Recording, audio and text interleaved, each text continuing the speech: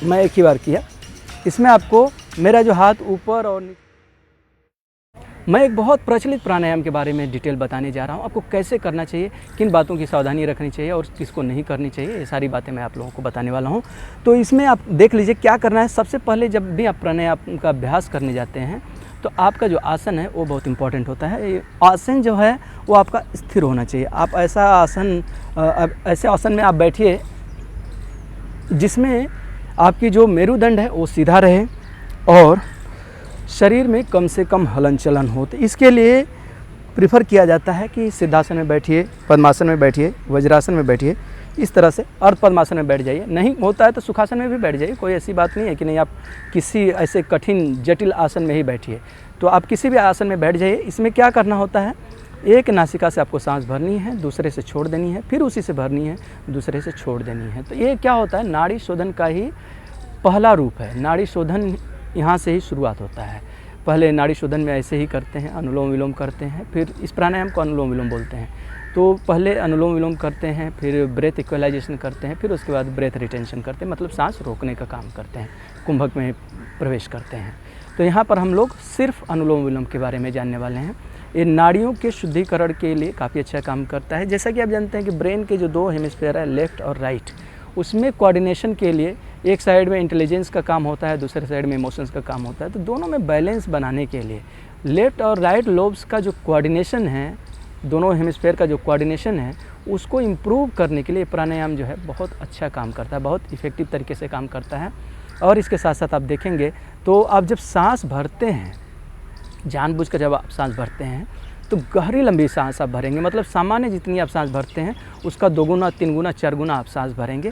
और सांस को कैसे भरना हो तो हम बात करने ही वाले हैं। तो जब सांस आप ज़्यादा भरते हैं तो लंग्स जो है पूरा एक्सपेंड होता है। तो लंग्स का स्पेशली जो हेल्थ है वो इम्प्रूव होता है। लंग्स का हेल्थ इम्प्रूव हुआ मतलब लंग्स के मसल जो है स्टिफनेस उसका दूर होने लगा और लंग्स में ज़्यादा से ज़्यादा आपका ऑक्सीजन आने लगा। जब ज़्यादा से ज़्यादा आप सांस लेंगे तो जो जर्म्स, बैक्टीरिया ये सब हैं वो अपने आप ही ऑक्सीडाइज हो जाएंगे। एक तो पहला ये काम हो जाएगा। दूसरा, जब आप सांस गहरी लंबी लेंगे तो आपका जो स्थिरता है, मन की जो चंचलता है, मन का जो व्याकुलता है, मन का जो बेचैनी है, वो धीरे धीरे आप देखेंगे स्वतः शांत होने लग जाता है। शरीर की जो गांठें हैं, शरीर के जो ऐंठन है, मन का जो तनाव है, वो आप देखेंगे धीरे धीरे सांस के साथ साथ धीरे धीरे जाने लग गया। क्यों? क्योंकि क्या होता है, सांसें हमारे सूक्ष्म शरीर से जुड़ी हुई हैं। जैसे जैसे सांस स्थिर होता है वैसे वैसे शरीर स्थिर होने लगेगा, मन स्थिर होने लगेगा। जैसे जैसे सांस उच्छल होगी, चंचल होगी, अपनी लयबद्धता खोएगी, वैसे वैसे शरीर और मन भी अपना रिदम जो है, अपना जो लय है वो खोने लग जाएगा। तो अपने शरीर और मन को एक प्रारूप में लाना है, एक सिंक्रोनाइज तरीके से करना है, तो आपको प्राणायाम का अभ्यास ज़रूर करना चाहिए। प्राणायाम के साथ साथ मेडिटेशन का करें तो और अच्छी बात। तो आप आसन के बाद जब भी योगाभ्यास होता है उसको कर लीजिए और करने के बाद 5 मिनट का आप शवासन कर लीजिए। 5 मिनट ज़रूर कर लीजिए क्योंकि आपका जो हार्ट रेट है वो नीचे जाना चाहिए, बॉडी जो है वो शिथिल होनी चाहिए। और फिर आप उसके बाद आप अभ्यास करिए। और नहीं तो शुरू में आप अभ्यास से जब योगाभ्यास करने जा रहे हैं उससे पहले कर लीजिए। दोनों में आपकी चॉइस जिसमें भी सूटेबल हो। वैसे प्राणायाम जो है आसन के बाद आता है, तो आसन के बाद थोड़ा सा आपको टाइम लगेगा। इसमें क्या करना है, हाथ को चाहे तो विष्णु मुद्रा में रख लीजिए या फिर ऐसे भी कर लीजिए। आपको यदि दिक्कत होती है विष्णु मुद्रा बनाने में तो ऐसे कर लीजिए। और ये आप बना सकते हैं तो इस तरह से आप कर लीजिए। फर्स्ट 2 फिंगर्स को ऐसे फोल्ड कर लेंगे या ऐसे शेप बना लेंगे शंख के जैसा। और इसमें लेफ़्ट नॉस्ट्रिल को ऐसे प्रेस करेंगे। अब इसमें देखेंगे कि कौन से नॉस्ट्रिल से शुरू करेंगे। लोग पूछते हैं कि लेफ़्ट से करें, राइट से करें, किससे करें। तो इसमें आप देख लीजिए जो स्वर चल रहा है, जो नासिका चल रही है, सांस जिससे ज़्यादा डोमिनेटिंग है उसी से शुरू कर लीजिए। तो मेरी राइट चल रही है, मैं राइट से शुरू करता हूँ। तो इसमें देखिए सांस भरना है,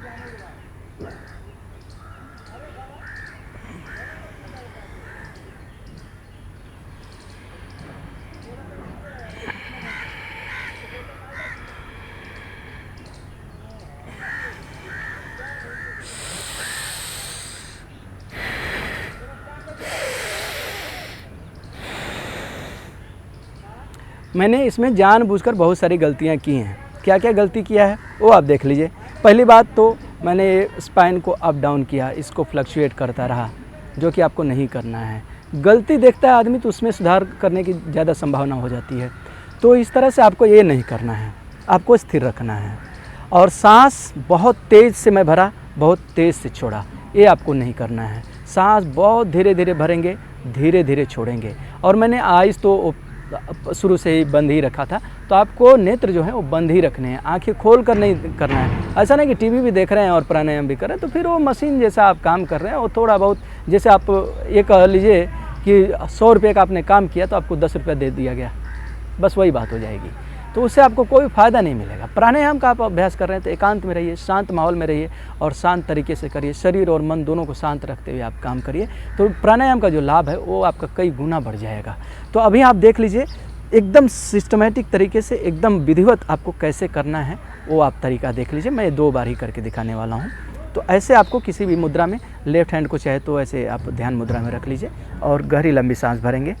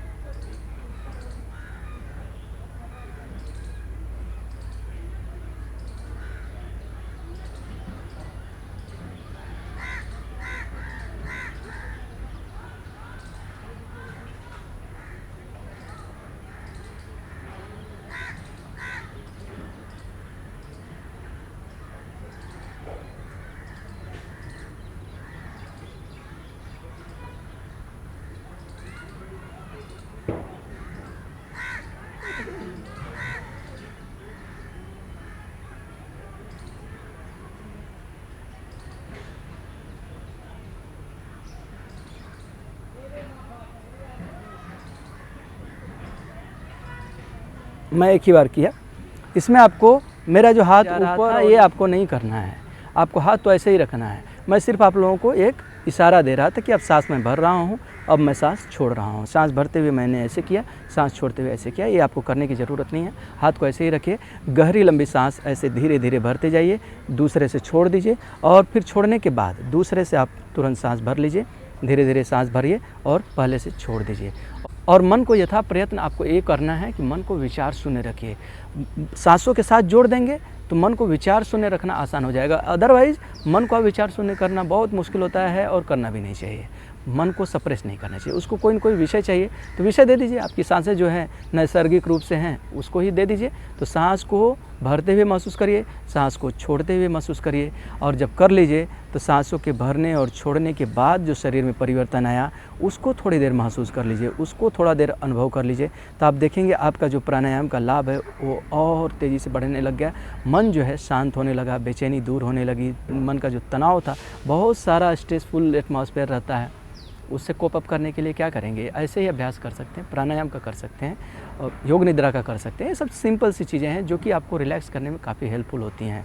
और योगाभ्यास करते हैं तो शरीर को भी करने में मदद मिलता है। तो आप जो 1 घंटा देते हैं, 45 मिनट से 60 मिनट यदि आप प्रतिदिन देते हैं तो अपने ज़िंदगी में तुरंत नहीं, ऐसा नहीं कि आज आपने 1 घंटा किया और कल आपको रिजल्ट मिल जाएगा, लेकिन 3-6 महीने में आपको रिजल्ट जो है वो दिखने लग जाएगा और आपकी आदत भी बन जाएगी। आप इसको अभ्यास में करते रहेंगे तो आजीवन डॉक्टर के पास जाने की ज़रूरत नहीं होगी। आप अपने डॉक्टर खुद ही होंगे और डॉक्टर ही नहीं होंगे, अपने संपूर्ण ज़िंदगी को जिएंगे इंजॉय करते हुए। बात बात में जो गुस्सा, चिड़चिड़ापन, फ्रस्ट्रेशन ये सब जो आता है वो नहीं आएगा। आपका धैर्यता बढ़ता जाएगा, पेशेंस लेवल जो है वो आपका बढ़ता जाएगा। तो आप इसका अभ्यास करिए। आपको क्या लाभ मिल रहा है कमेंट करके बताइए। Thank you.